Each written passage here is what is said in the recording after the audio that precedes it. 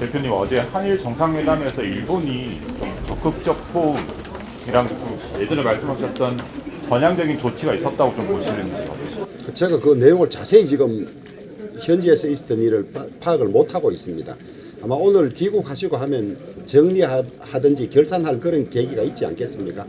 그때 어느 정도 평가를 해봐야 되지 않을까 그래 생각합니다.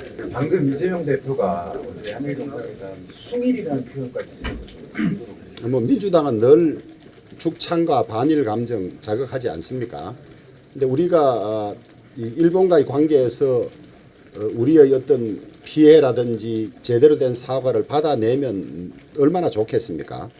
그러나 지금 해방부터 따지면 거의 80년 가까이 됐고 한일 국교 정상화로부터 따져도 거의 70년 가까이 되는데 지금까지 노력에도 불구하고 우리가 원하는 바를 충분히 얻지는 못했지 않습니까? 그리고 앞으로도 그것이 될 가능성이라든지 이런 걸 고려해 볼 때 지금까지 민주당이나 문재인 정권이 해왔던 대로 일본 관계를 그렇게 가져가는 것이 맞느냐, 아니면 윤석열 대통령의 결단처럼 크고 작은 문제가 있음에도 불구하고 한일 간의 미래라든지 그다음에 전체적인 국제 정세 이런 데 비추어서 이런 결단을 내리는 것이 맞느냐는 시간이 지나면 아마 역사가 평가해 줄 걸로 저는 그렇게 생각을 하고, 윤석열 대통령의 결단이 제대로 된 것이고 잘한 것이라는 평가를 받을 날이 멀지 않아 올 거라고 생각합니다.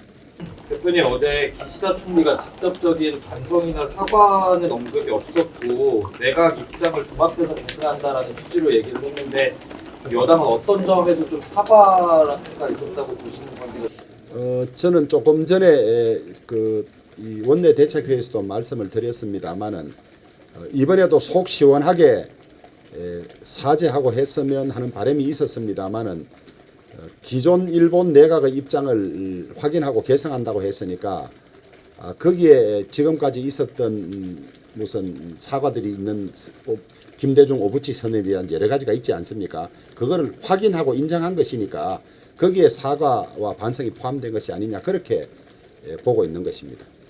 윤 대통령이 근로시간 개편에 대해서 최대 60시간 이상은 무리라고 말씀하셨잖아요. 근데 이제 그래도 고용노동부가 발표한 정부안 수정이 불가피해 보이는데 어제 이미자 간사님이 의원입법 이야기도 하셨어요. 그래서 당에서 추진하실 계획 있는지. 전체적인 것을 다시 지금 점검하고 의견을 듣고 있는 과정입니다. 어제도 10시에 이미자 의원이 주최한 그 간담회가 있었는데요. 이 지금 69시간이라는 말만 알려져서 마치 52시간 근로제가 69시간 근로제로 늘어난 것처럼 비춰진 그런 측면이 많은데요.